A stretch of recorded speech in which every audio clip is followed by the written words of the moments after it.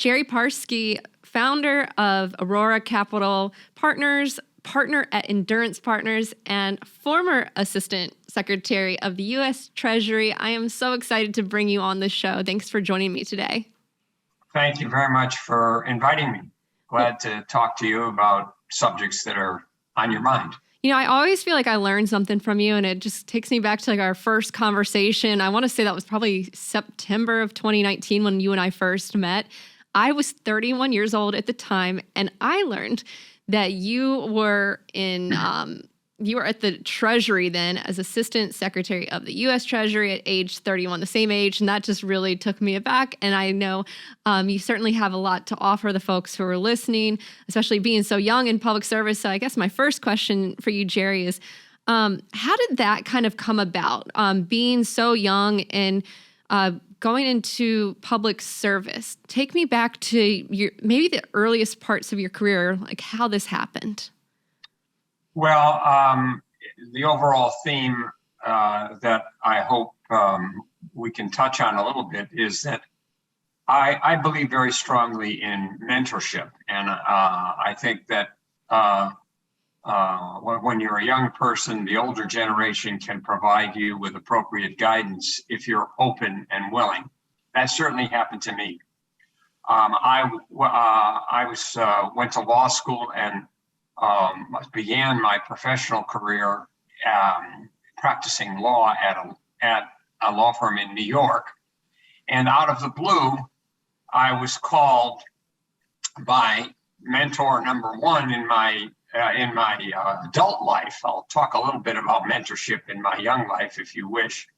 But adult life was a former professor of mine from University of Virginia Law School, Edwin Cohen, who in 1971 was Assistant Secretary of the Treasury for tax policy. I didn't know anything about the government service. I was not a politician. I was independent registered. But he called me and said that he had need for an assistant for what would be 1 year, and was I willing to come down to Washington. And because I was open to his guidance and believed in him, I said, okay. So at age 28, 29, in 1971, I joined the Treasury Department on what was referred to as the Tax Legislative Council staff, which reported to Edwin Cohen. And to kind of touch on what can happen if you're open to mentorship. As Assistant Secretary of the Treasury, he and the other Assistant Secretaries met with the then Secretary of the Treasury starting in 1972, George Shultz. And Secretary Shultz, who became an extremely close friend of mine and mentor. I didn't know him at all, but each day he met with his assistant secretaries. And then usually on Fridays or Saturdays, all the assistant secretaries were allowed to bring 1 or 2 aides. One of these in the spring of 72, I was one of those aides. Secretary Schultz went around the table. He came to Ed Cohen and said, Ed, George McGovern is running against President Nixon, and he has some economic and tax proposals, and I'd like somebody to look at them. Unfortunately, my professor has passed away, as has George Shultz. But if he were here, my professor would say, among other things, I don't know why I said what I did. But he pipes up, I think Gerry Parsky ought to do that. And I think, if my recollection's right, Secretary Shultz said, who's he? And I was 3 rows back, and I turned red. But as a result of that, I did a lot of work for Shultz, and that planted the seeds for me to stay in the Treasury Department and work for him as during the 1973-74 period, when the Arab oil embargo took place in 1973, I was asked to help create the Federal Energy Office to deal with the embargo. And then I was in 1974 when when the embargo was lifted. Secretary Shultz came into my office and said, we're going to nominate you to be Assistant Secretary of the Treasury. And I was then 31 years old and couldn't believe this would happen, but it did. And so that's how I got to be Assistant Secretary. You were the youngest to ever have that role. I don't know if it's been broken at this point, but at that time you were the youngest person to have that sort of position at age 31. That's remarkable. Well, thank you for saying that. I'm not a big believer in records lasting forever. I'm sure there have been younger assistant secretaries. I don't know that for sure, but at the time, you're right, that was the case. And it was because an older generation believed in me and believed in the younger generation. And that's an important lesson learned, I think, for young people today. Mm-hmm. I will dig in on that later in this conversation, and also just the dynamics that were happening. What an interesting time in history, too, to be in that position. But you talked about kind of opening yourself up to mentorship. And I just want to kind of think about this and explore this further with you, because it was a professor in law school who gave you the call that probably changed your life when you were working as a Wall Street attorney at the time. How does one open themselves up? Because I would even think, maybe it's in college, maybe it's in graduate school or their first internship. How do you make yourself available and open to mentorship? Do you seek it? Just would love to explore that with you, Gerry. I think you have to be a little bit cautious about seeking it. I happen to believe that the most important decision one makes in life are people decisions. And you need to be open if someone older, more experienced reaches out to you. I think there are some challenges today for the younger generation in part because of the gap that exists between knowledge that they may have of technology and knowledge that the older generation. But if you remain open and passive and observe someone who reaches out. I knew my professor and really respected him. I got to know George Shultz and really respected him. If you believe in the principles they advocate and they reach out to you, then it's important to be a receptive mentee, if you will. Today, I worry about young people basically rejecting the older generation. Maybe that's because I'm certainly part of that older generation on the basis of technology. I mean, I could hear some of the young people say, well, what do I need to call or talk with this 70-year-old or 80-year-old when he or she has trouble getting on Google? That's a little bit of exaggeration, but it's not that mentorship is all about. Mentorship is about life lessons and how to go about creating respect for others and have others respect you because you respect their points of view, and life lessons that you can learn in the process. One of the main lessons about government, it's the reason I haven't returned, but I learned, I think because but I'm quite a competitive person. I played sports and there, but I don't like getting ahead by pulling anyone else down. Unfortunately, Washington and government service at times, that's what it's all about.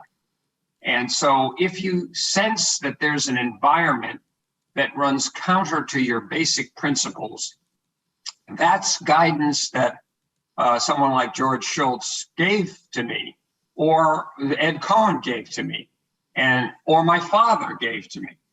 And so it's, as I said, it's an important lesson learned. And I worry today about the younger generation being angry at what's going on, and as a result, not wanting to listen to an older generation or look at history as a guide to what one should do or shouldn't do.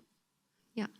Well, I can say I've certainly learned a lot in our conversations, and I'm grateful that you and I have been able to connect since meeting just a couple of years ago. And it is an important point to just sit down and have a great conversation with someone. You're talking about this idea of learning, and that's one of the reasons I wanted to bring you on here is let's go back to the time when you were at the Treasury.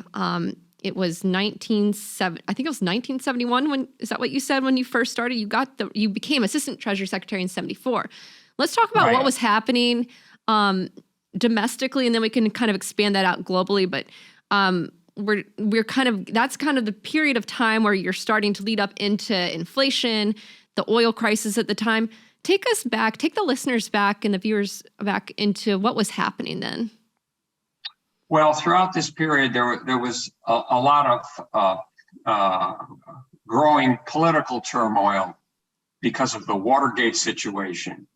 And there was the seeds of economic turmoil also as a result of the Arab oil embargo and the impact that higher oil prices and gasoline lines would have. To some extent, some parallels to what's happening today and what may happen today. But coming out of the 74, 5, and 6 period after the oil embargo, there was a significant downturn in the economy. And we in the Ford administration tried to get the Congress to enact pro-growth, balanced budget policies that were not adopted.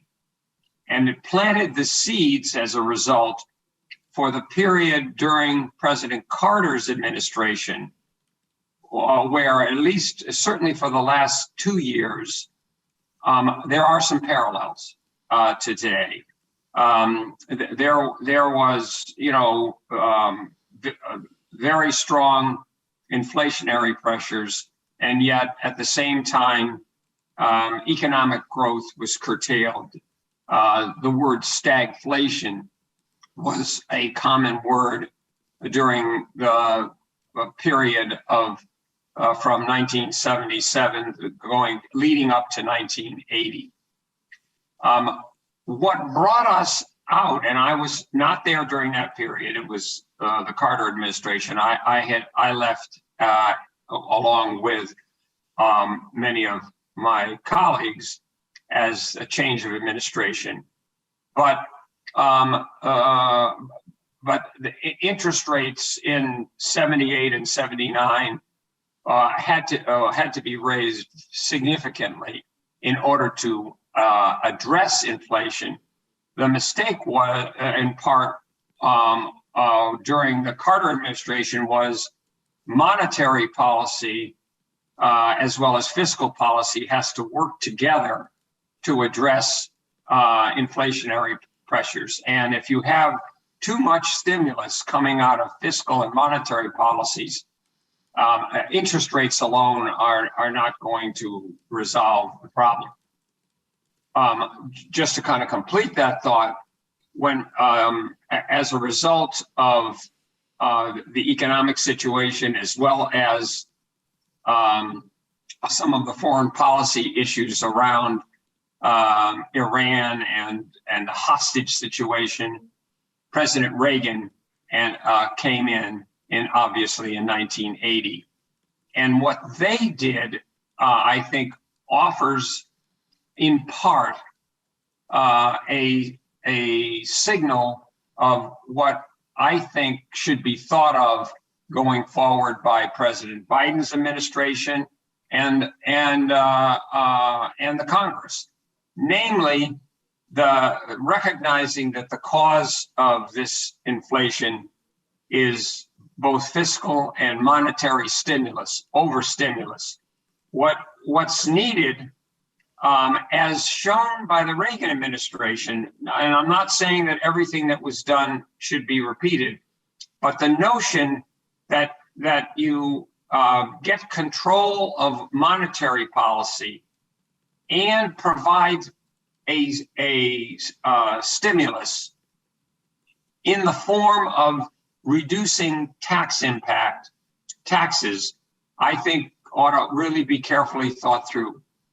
This notion of another stimulus package and tax increases, I think, is exactly the wrong approach that should be taken, and it may result in a change of administrations the way it did in the late 70s. But we learned, Paul Volcker, who I worked with in the Treasury Department, became head of the Fed, and he certainly increased interest rates, but the fact he really let interest rates take its normal course in addition to increasing them.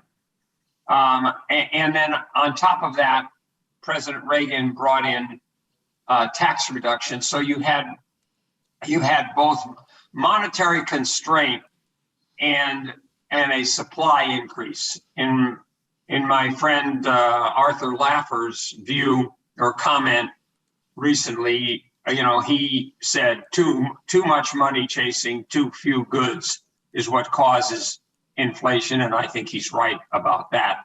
There can be different approaches to addressing the problem, but the 70s and the beginning of the 80s are a history lesson. And we don't have an Arab oil embargo. Unfortunately, we have a war in Ukraine, and we have COVID, and we have a continuous push for more and more spending. And that's a dangerous course, I think history teaches us. Yeah, there's a lot to unpack there, and how some of these things might play out, and just pointing out that we're on a dangerous course. Do you think is it too late? Is it possible for us to get our house in order here? Or is this kind of going to be inevitable? What do you think? I don't think anything negative is inevitable. I think that there are many smart people involved and around. I'm worried about the political situation that exists today. There was somewhat of a political turmoil, obviously, in the 70s with what happened with Watergate, the resignation of a president. But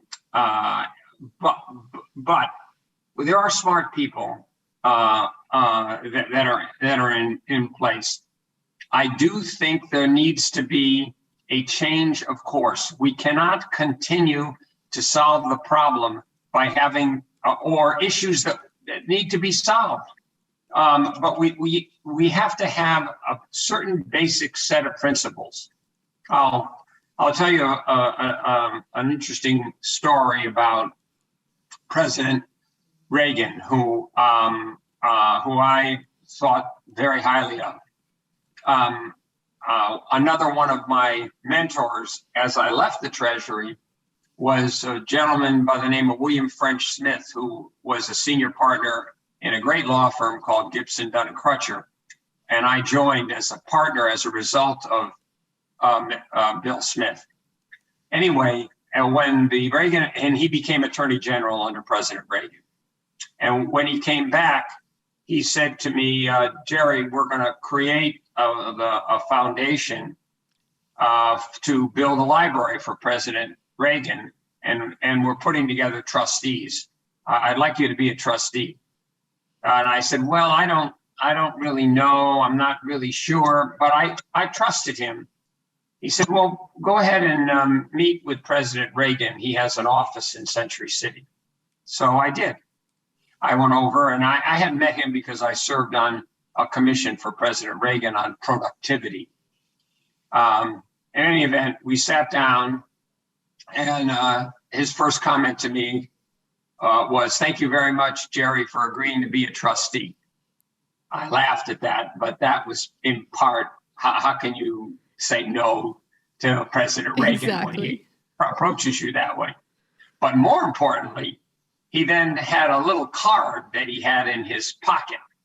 Now, this may be right out of the movie industry, I don't know, but he pulled the card out of his pocket, held it up and said, "I just want you to know that I've always had a card like this. And there are 3 or 4 things that are very important. They were very important to him in the government. I believe in a balanced budget. I believe in a strong military. I believe in fiscal policy and monetary policy that is going to grow the economy, lower tax rates, but at the same time, fairness." And he went down the list. He said 4 or 5 things. Everything else is open to reasonable compromise with quality people who have good ideas. We need that today. We don't have it. Unfortunately, today we have the microphone, if you will, in the hands of the extremes. Extreme right or extreme left. Most of the country is slightly right of center or slightly left of center. So you can't adopt economic policy to address this high inflation and grow the economy and do what happened by 1982. When President Reagan came in, Paul Volcker continued to raise interest rates and let interest rates go up, but tax reduction also stimulated supply, and they got that through. Whether it's the Biden administrations and the Democratic majority staying in place or the Republicans taking over, you need moderation and you need people willing to compromise on good ideas, not their basic principles, but on good ideas. I'm worried that we don't have that today because people of that caliber are not willing to participate in our political process. And we need to stimulate young people to get involved. Yeah, maybe it makes you wonder, like, why do you think they haven't? I mean, just wondering, like, why is it? Do you think we don't see many involved? Well, if you came to me 4, 5, 6 years ago, 10 years ago, and you said you wanted to run for office, anyhow, governor of California, I would say to you, well, I'll bring 1 or 2 consultants who work in this political area and you can talk to them. And I'd bring 1 or 2. And the first consultant might say to you, if you are not prepared to go negative on your opponent personally, then don't run.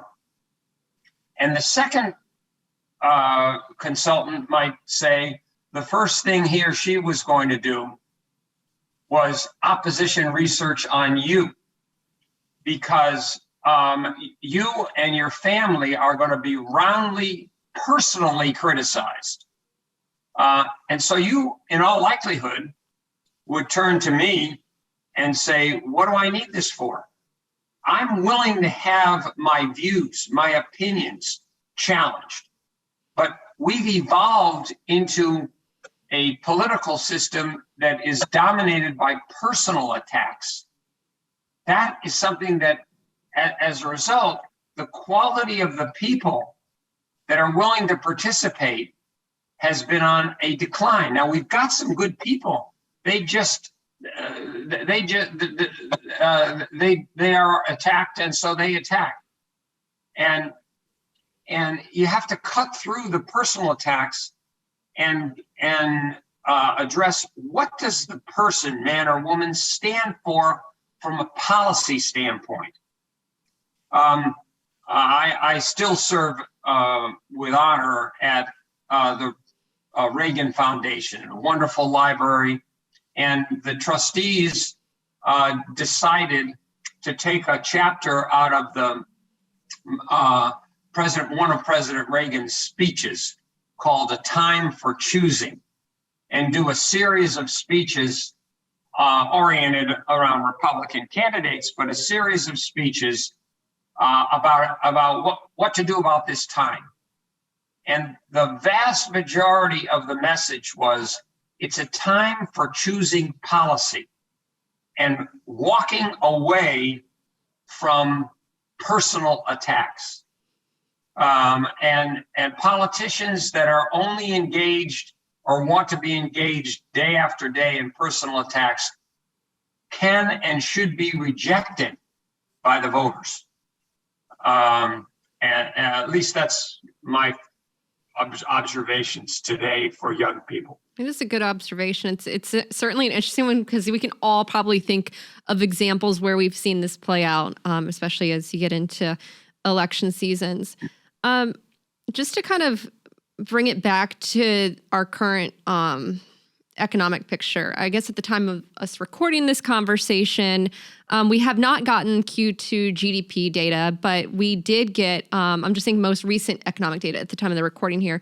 The latest inflation print for the month of June, the CPI was 9.1%. It's the highest, I guess it's a 40-year high at this point, inflation here. So it's a topic that keeps coming up in certain polls and surveys. It's certainly the talk of a lot of dinner tables these days. I know I've certainly talked to my family about it. I feel like others probably have as well. How do you think about the current picture when it comes to inflation, and then maybe even comparing that? We were talking earlier about parallels to what played out in the 1970s. I've heard my parents bring it up. I've heard them talk about the lines, the even odd days for getting gasoline, things like that. I obviously was not there at the time, but would love for you to kind of compare the situations that we're seeing play out now to then. Well, the current situation that you accurately described, a little bit simplistically, but the underlying basic cause of inflation is a combined fiscal and monetary stimulus. The stimulus there, $1 trillion of stimulus that was supposed to be for infrastructure, but it was a stimulus. It's as I mentioned, I think that you need to combine addressing that rising inflation with a combination of interest rates and policies that will stimulate growth. That's what happened. That's what got us out of the 70s with the Reagan administration. And I'm not just here talking about only Republicans. I mean, Republicans, Democrats change their orientation from year to year. We'll talk a little bit about, who were the Democrats going back to the 60s. President Kennedy cut taxes in the 60s. President Reagan cut taxes in the 80s. So it's not confined just to one political party or the other. But today, what's on the table now, a number of politicians want to do more stimulus and raise taxes. The combination of things, I would say, would take us in the wrong direction. It would exacerbate the problem of inflation. Again, the Federal Reserve with monetary policy helped stimulate the inflationary pressure by basically financing the stimulus that was adopted. So I'm hopeful that this proposed next bill that would create another $1 trillion or more of spending won't pass.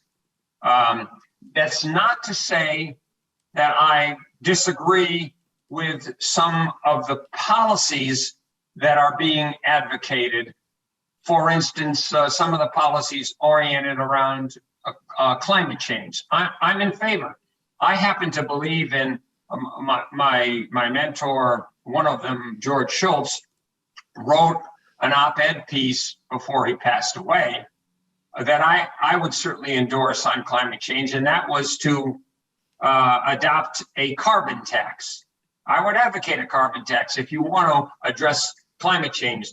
I wouldn't advocate just increasing spending there, but I would increase a carbon tax, and I would offset it, however, with tax reductions on both the personal and other taxes. So it was a balance there, but you'd have money to spend on what is a good, sensible policy addressing climate change. What's being proposed is just more spending, exacerbating the inflationary push in the interest of addressing climate change. I think that's the wrong balance today. And we learned it was the wrong balance, not necessarily on climate change, but on other policies in the 70s, and it took very sharp interest rates. I mean, inflation in the 70s was greater than what you just described exists today, significantly greater. And interest rates had to move up to 15 to 20% on the natural. So I think I talk to young people as much as I can, and I'm including my children and grandchildren, but who I think listen, which makes me feel good. I don't know whether they're going to act on it, but they listen. And my view is history can teach us something if we don't repeat the mistakes. That's a good point too. What was it like when they had the rate hikes? What did that feel like from like a typical consumer's perspective? Maybe someone trying to buy a home or something. Like, what was that like, that period of time? It was every bit as troublesome and harmful. I mean, the gasoline lines that existed as a result of the oil embargo and the sharp increase in price. Fast forward now, pulling up to the gas station and paying $6 to $6.50 a gallon is painful. And people feel it. And that's the reason I think that a number of people want change. They don't want the policies in place that the government is now advocating because it's not selling. Inflation, in my mind, we used to have the expression in the 70s, inflation is another form of tax. High interest rates, another form of tax. You don't want to couple it with tax increases on top of that. Yeah, I mean, like triple tax there. You mentioned just the long gas lines, the oil embargo. So when George Shultz, I guess, he tapped you to be an assistant treasury secretary. I'm just looking at the notes here. Assistant treasury secretary, and to open the federal energy office. So I'm just looking at the timeline. That would have been probably 74 was that right? 1974? Well, two separate things. He asked me in 1973. Okay. When the oil embargo took place, what he asked me to do is to help William Simon, who became in charge of oil policy for the government, help set up an office to deal with that embargo. We didn't have a Department of Energy. No one ever thought of that. We didn't have a energy administration. So we created in 1973, the Federal Energy Office, it was done by executive order. President Nixon created that office, and I shifted from the Treasury Department temporarily to help staff that office to deal with the embargo. As a result of that, I got very educated in terms of oil policy and, with the embargo taking place and the price of oil being arbitrarily moved, we adopted a policy. I think President Nixon gave a speech on the need for energy independence because we were dependent at that time and could get hurt by that embargo. Just as an aside, we achieved that independence by not curtailing appropriate oil and gas development. And during the previous administration, the Trump administration, that independence was created. Unfortunately, some of the regulatory environment and the desire on the part of this current administration to do away with the fossil fuel industry quickly has resulted in us becoming more dependent. But my point is that Federal Energy Office was established in, I think, October, December of 1973. The Arab oil embargo was lifted in April of 1974. And then I returned to the Treasury Department, initially going to leave. But the Federal Energy Office then became the Federal Energy Administration, and then during President Carter's time became a cabinet level position. So I was involved from 1973 until April of 74. In April of 74, after the embargo was lifted, I was going to leave, and President Schultz came into my office and said, "You're not leaving. We're going to nominate you." Or President Nixon was going to nominate me to be Assistant Secretary of the Treasury. That did happen, and as a result, from 1974 until through 1976, I served in that capacity. And as a result of the work I had done on energy policy came under that assistant secretary. And I traveled lots to the Middle East because Secretary Henry Kissinger believed very strongly in interdependence with the countries around the world, especially the oil producing countries. And so we set up a series of commissions with Egypt, Israel, Saudi Arabia, and Iran to provide technical assistance in exchange, which they covered by way of cost. But it was a way of becoming more interdependent so that something like the embargo could be curtailed in the future. Yeah, I mean, I can only imagine what your work was like during that time. I feel like it was an interesting, dynamic time to be in that role, especially surrounding things involving energy. Do you have any sort of parallels from the work that you were doing then to like kind of what's happening now? Anything that you want to draw out further? Well, I'm very worried about what I would refer to as the precipitous moves to do away with the fossil fuel industry, and especially to curtail from a regulatory standpoint the oil and gas industry. I recognize, as I said, the need for sensitivity to climate change. We have plenty of natural gas and plenty of clean natural gas.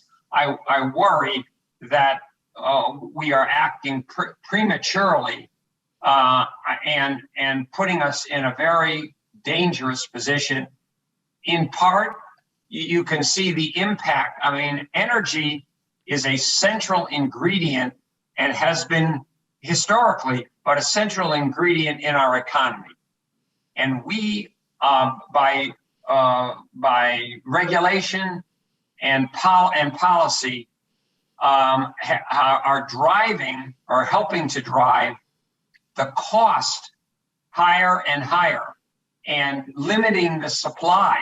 That is helping to fuel this inflation, as it did, caused by the oil embargo and the precipitous rise in the price of oil in the 70s. Similar impact. We can learn from that history. And that's not to say that we shouldn't invest in and promote alternative sources of energy. We should, but it's going to take time. And sources of energy like wind and solar and others are really important, but they're a relatively small percentage and can be a small percentage of our overall energy policy in the short term. Yeah. Yeah. I didn't realize until I was just doing more reading lately of like how much, fossil fuels are pretty much part of everything. It's from like the fertilizer to the like different kinds of packaging, medical equipment. It's not just the fuel that's in your gas tank. It's so many different parts of the economy, including like the grid, so many different aspects. So I guess I want to transition a little bit here, Gerry, from moving out of public service back into the private sector and some of your work there. I guess more recently, private equity. Talk to me a bit about some of the work that you're doing now, or even from the time, I guess there's a big period of time there, but some of the work you have been doing in the private sector. Well, I believe in service. I was benefited tremendously by the government experience that I had and the mentorship I had. And so I advocate to young people, think in terms of how you can serve, and you can finish the sentence. It can be serve your country, it can be serve your state, it can be serve your community, it can be served your neighborhood. But so create a balance between that and what you're doing from a professional, profit-oriented standpoint. When I left the Treasury Department, again, thanks to George Shultz, I went to see him. It might have been natural for me to go to the banking world because that was what I had done in the Treasury Department. But as I think I mentioned, I was very troubled by the fact that in government, often people try to get ahead by pulling other people down, and I don't believe in that. And I think incorrectly, but I thought that the banking world might have some of the same elements, so I didn't know what I was going to do. And I went to see George Shultz, and the message I would have to young people: there will be times when you don't know what to do. Turn to your parents. Turn to your God, to someone that's got you. It may be a coach. It may be a teacher. It may be someone that you've come across. They can be helpful, and you can talk through choices. I went to see George Shultz, and he said, okay, if you feel this way, if you were going to go back to being a lawyer, what would you do? And and this was in 1977, early. And I said, well, I thought that you could build a law practice around the movement of capital, U.S. businesses going abroad and foreign capital coming into the U.S. He thought that was a good idea. He said, well, what law firm do you have? I said, I don't have a law firm. He said, well, I know a guy who I think you'll get along with. You believe in this mentorship idea. I think he will. His name is William French Smith. He happens to be Ronald Reagan's lawyer now. This was 1976. This was not 1980 or 1977 beginning. And I said, well, I don't know him. He said, you go back to Washington.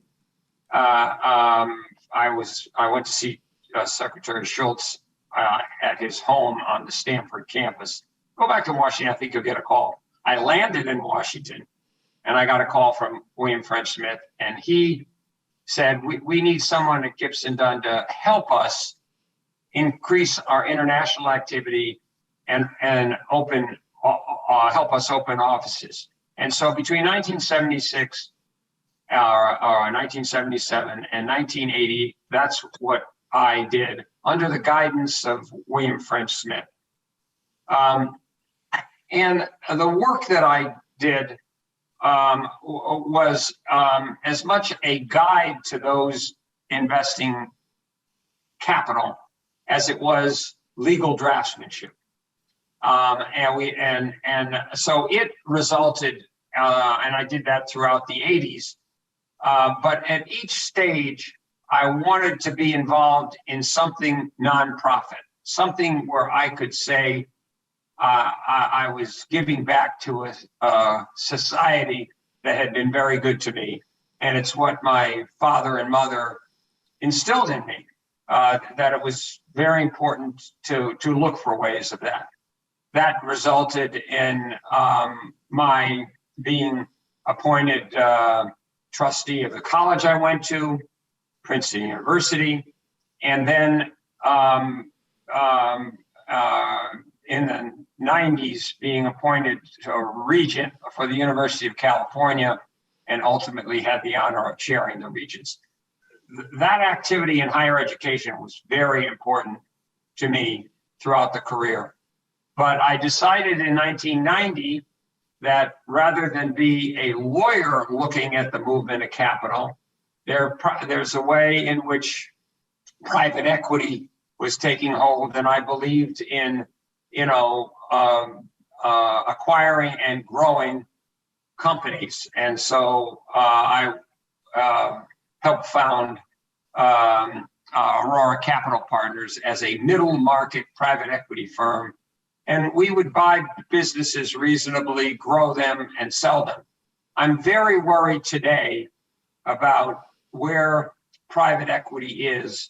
Not that there aren't good people involved, very smart people, but the prices that are being paid for companies, I think, have gotten out of control. And the consequence of that, I think, might be for a variety of private equity firms not to be able to deliver the kind of returns that are expected from those investors that are providing capital. And that's one of the reasons that I helped start Endurance Partners, which is a firm that is looking to buy 2 or 3 companies, not have a series of funds, but 2 or 3 companies, and grow them for 10 years, not be forced to sell in 3 or 4 years, and not pay an extraordinary price because you're partnering with management, letting management own a significant stake in the company. In it for the longer term. Yeah. Yeah, for the long term. Let me ask you about the prices or valuations. Do you think that's going to come down at some point? Do you think things just got a little too frothy? I know venture capital, for a while, there was like kind of crazy valuations out there. And things are starting to shift in venture capital. I know it's different from private equity, but just want to hear from you about valuations, if you think those will come down. I think whenever excess is becomes part of the equation, there's an adjustment, there's an alignment. I think that during parts of the 90s and maybe at the beginning, there was too much leverage that was put on. I mean, people, in effect, some private equity firms didn't have any capital at risk in any of the acquisitions. That was not a healthy environment. Today, companies that used to be acquired in the language of private equity for 8, 9 times EBITDA are being bought for 13, 14, 15 or more times EBITDA.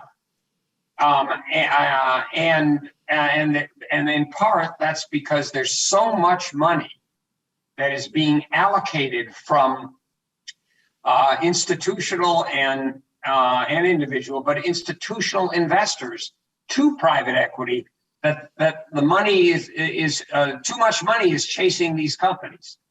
What's going to result, I think, is that in 3, 4, or 5 years, which is the time frame that the current private equity arena looks to realize on it, I'm not quite sure these multiples will hold.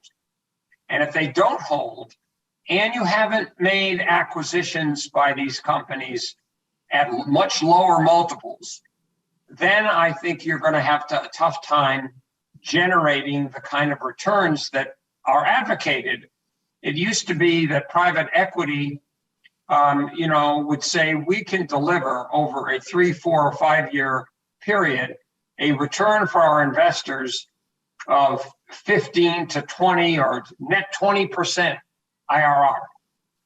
If these prices result not in that, but in returns of 8, 9, 10% net returns for some, I think investors are going to say, well, wait a minute now, why am I tying my money up?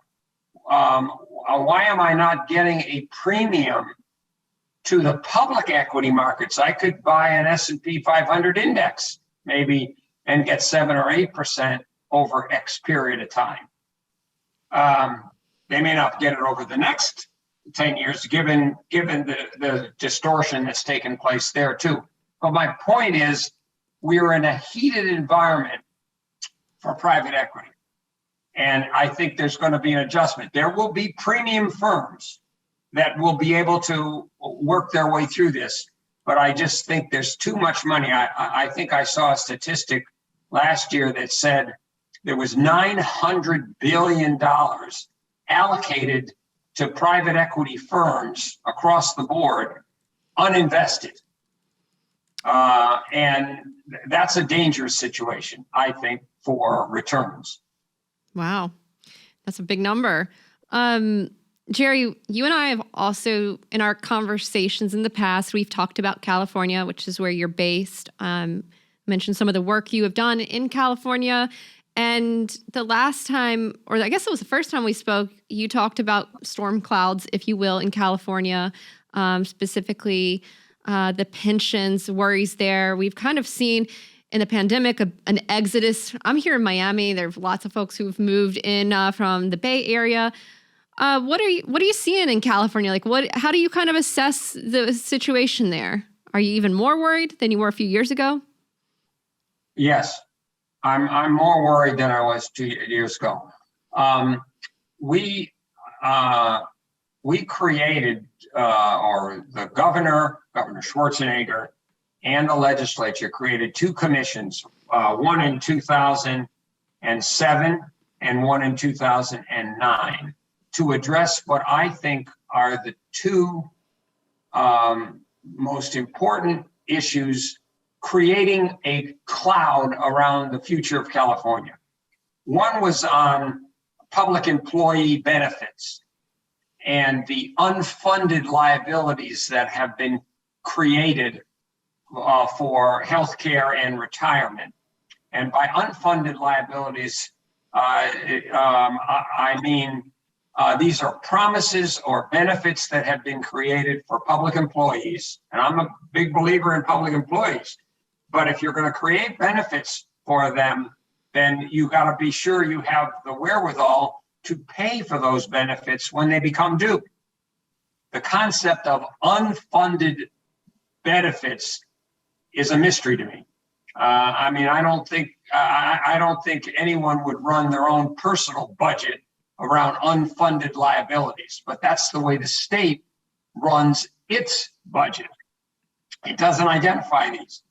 We did a study on just healthcare in 2007, 2008, and came up with an analysis that showed that the unfunded healthcare liabilities for public employees throughout the state government, not just for the state, but cities, communities, was over 100 and about 118 to 120 billion then, just for healthcare. And for the state, reflective for CalPERS, CalSTRS, and the University of California, probably 70 or 80 billion. That's grown now to over 100 billion for the state. And when you take everything into account, it may be even more. We came up with one simple policy, and that was pre-fund these obligations. If you're going to create them, we're not asking you, even though some economists may think that we should go from a defined benefit plan, which exists today, to a defined contribution plan like many corporations. We didn't advocate that because, frankly, we thought the commission would be deadlocked. But pre-funding was supported by the entire commission, 7 Democrats, 7 Republicans. Nothing has been done. Some has been done going forward in the future, but this 120 billion, which is growing, wasn't addressed. So unfunded liabilities for public employees are going to become due. I went and testified and talked to a number of legislators. One common question came, well, Gerry, when are these liabilities going to become due? And I said, well, it's going to take maybe between 12 and 14 years. Unfortunately, some of the comments back were, well, you know where we'll be? There we'll be gone. We got to address today's problems. They're not thinking long term. They need to. And that's a cloud that will hover around us. The second cloud is the overdependence of the state on the personal income tax, which, as everyone knows, is a separate tax imposed by the state of California on personal income tax.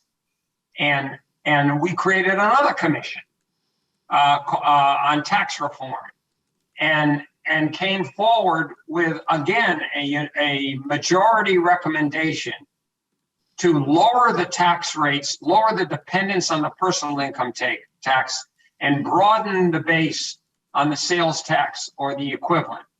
We used to be a state of manufacturing, and the sales tax applies to goods. We are now a state, with many corporations leaving, we are now a state of service, and the sales tax doesn't apply. You could broaden the tax base by extending the sales tax or doing the equivalent of a value-added tax that might be less progressive, but would be balanced. Right now, less than 1%, and getting smaller, of the taxpayers are accounting for more than 50% of the revenues. That's not manageable. The current administration is advocating, well, we have 100 billion budget surplus. In one recession over a 2-year period, that surplus, some of which was generated by taxes, some of which was generated by federal government allocation, will be wiped out. We are totally dependent, or too dependent, on the most volatile form of tax. These two issues, public pension reform and tax reform, need to be addressed by California, or California down the road for our children and grandchildren will have very serious economic problems.